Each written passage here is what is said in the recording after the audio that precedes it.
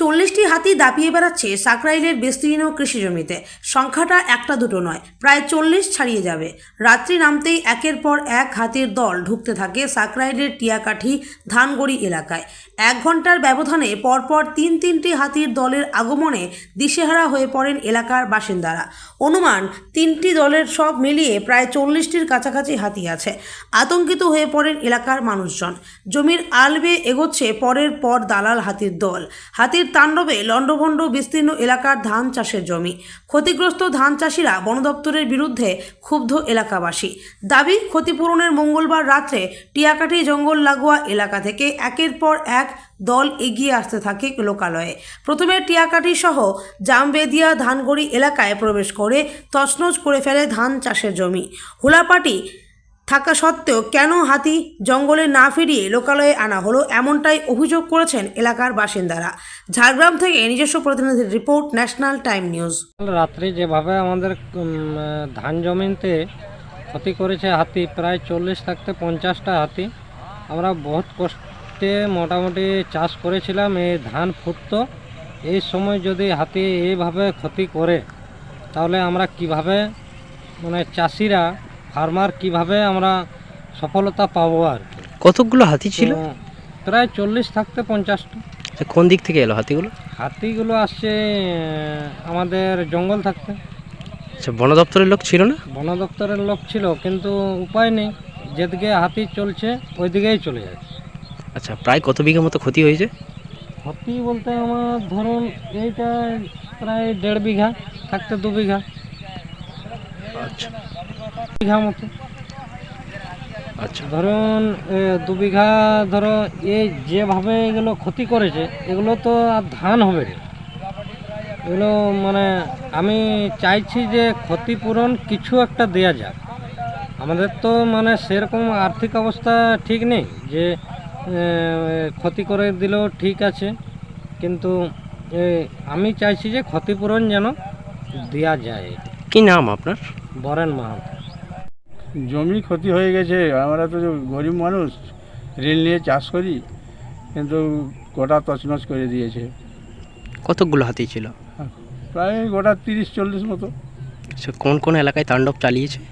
এই ধানগড়ি এলাকায় শীর্ষি আছে, তোমার মহলবনি আছে। হ্যাঁ, প্রায় কত বিঘে মতো ক্ষতি হয়েছে? প্রায় ধরে দেন 50-60 তো হবেই। আচ্ছা, বন দপ্তরের লোক ছিল না? লোক ছিল তো, লোকে কি করবে বলুন? আচ্ছা, কি ক্ষয়ক্ষতি হয়েছে? চটনচ করে দিয়েছে, চটকি একবার শেষ করে দিয়েছে, কিছু নাই। ওনারা কিছু সাহায্য করুন, ক্ষতিপূরণটা দিন। আর কি করব, গরিব মানুষ, ঋণ করে চাষ করা হয়েছে। কি নাম আপনার? হরিশ্চন্দ্র পাল। গতকাল যে হাতিগুলো আসছিল ধানঘুড়ি দিয়ে, পয়ডাঙ্গা দিয়ে, সোজা খামামুড়ি দিয়ে, নেগুড়িয়া দিয়ে, শালবন দিয়ে পেরিয়ে গেছে। চাষের যে ক্ষতি হয়েছে ওটা আমি বন দপ্তরের সঙ্গে আলোচনা করে, বিদেশ প্রশাসনের সঙ্গে আলোচনা করে যা ক্ষতি হয়েছে ক্ষতি দেওয়ার ব্যবস্থা করব। এবং ফরেস্টারকে বলবো যে হাতিগুলো নির্দিষ্ট গতিপথে যায়। হুলাপাটিকে দিয়ে 3 সাইড ঘিরে সামনের সাইড ভাগ করে নির্দিষ্ট গতিপথ তৈরি করে হাতিগুলো নিয়ে যেতে হবে। কারণ যদি প্রত্যেকদিন হাতি আসে তাহলে সরকারের পক্ষেও তা ক্ষতিপূরণ দেওয়ার অসম্ভব উঠবে। কারণ প্রত্যেকদিন হাতি আসছে, হুলাপাটি আসছে, এবং গ্রামের লোক যারা আসে ওনারা হাতি গতিপথ নষ্ট করে দিচ্ছে।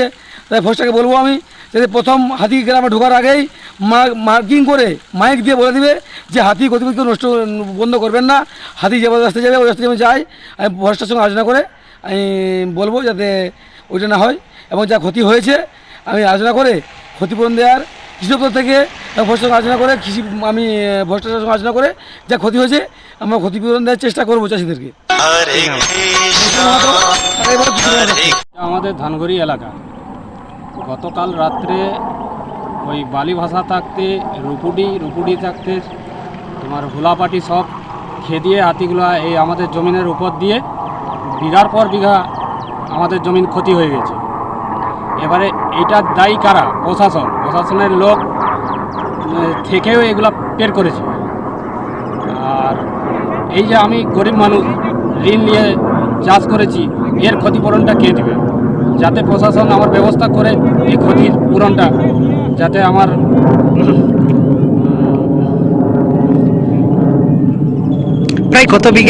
প্রায় কত বিঘে মতো ক্ষতি হয়েছে?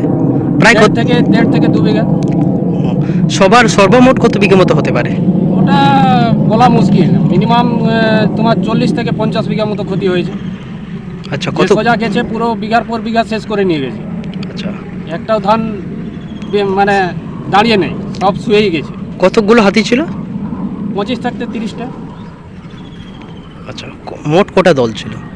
4টে দল ছিল। আচ্ছা, কি নাম আপনার? দীপক বারিক,